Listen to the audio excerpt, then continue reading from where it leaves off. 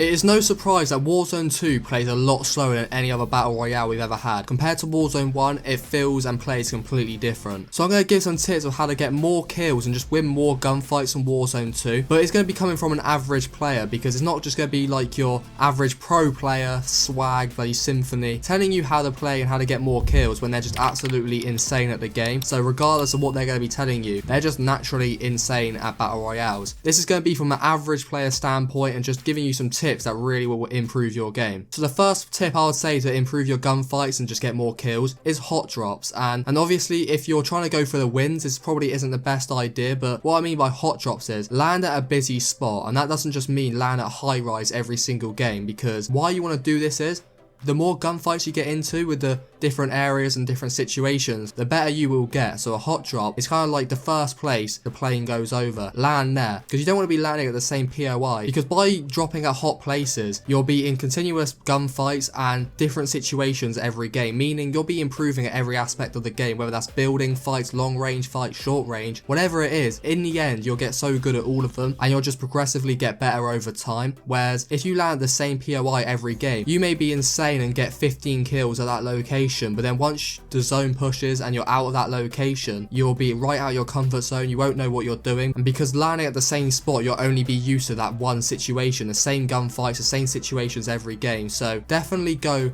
for the hot drops. Land at places you know there'll be at least 6 or 7 players, but every game, change it up, go to a different POI. The next tip is staying active. Don't be scared, because most people, when they're trying to get better at the game, trying to win more gunfights, they're still going for the win at the same time. I will probably say you can't do both. If you want to go for the win or just get better at gunfights and go for high kills, you probably got to focus one before you can do both. So that means, like I said at the start, going for hot drops, landing at busy places, you're not necessarily going to win the game, because 9 times out of 10 you may lose, you may die straight away. And when they're trying to go for wins, this is what average players do wrong. They land completely away from everyone, just camp with 0 kills right until the end, then die right at the end of the game, and it doesn't work out for them. You, 1, don't even get the win, and 2, just won't get better at the game. So doing this tactic of staying active throughout the game, you know, call in UAVs, go for players, don't be scared of engaging gunfights, because when you get scared, you're not as confident, and you're definitely going to lose those gunfights. It comes with confidence. Getting kills, winning gunfights is literally all about some tactics and confidence. I can quite assure you, when you're going to that final zone, if you have 15 kills going into the top 10, you're going to be so much more confident than going into the top 15 with 0 kills. Most likely winning the game when you have loads of kills, because you'll be engaging, you'll be smart, and just the confidence gets you so far in Warzone. Don't be scared, but don't be stupid at the same time. And that actually leads me into my third tip of get the advantage.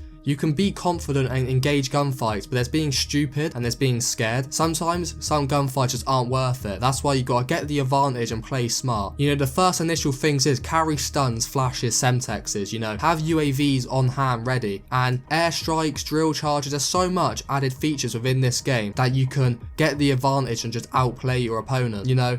There's so many things we didn't have within Warzone 1 that actually make a massive difference. Flashes and semtexes, I recommend holding them. I can't count how many times I'm about to lose a gunfight, but then I get the advantage and I stun them or semtex them or something like that. It just applies pressure to them and you go on to win that gunfight. Stuff like that's really helpful. You know, if someone's camping in a room, throw in a drill charge that will force them to leave the room. You know, get the advantage against your opponents, and that is actually my next and final tip, is how to be unpredictable within this game. Back to getting the advantage, there's so many things. Airstrikes are a huge one in this game, especially in open land. If someone's camping in open land, they've got a sniper or something, the airstrike forces them to move, and it's just such an easy play, especially at a late game. The amount of times I make sure to always carry an airstrike going into top 10, top 20. The amount of times people are sitting at the end of the zone and you just want them to move but they're not. Chuck down an airstrike, they run into open play and it's an easy kill. So I definitely say by getting the advantage is carrying these lethals and tacticals and just these kill streaks that will come in really handy. And my final tip is be unpredictable, and that kind of goes for getting the advantage as well, because some of these can fall into that category and vice versa. Don't be really predictable,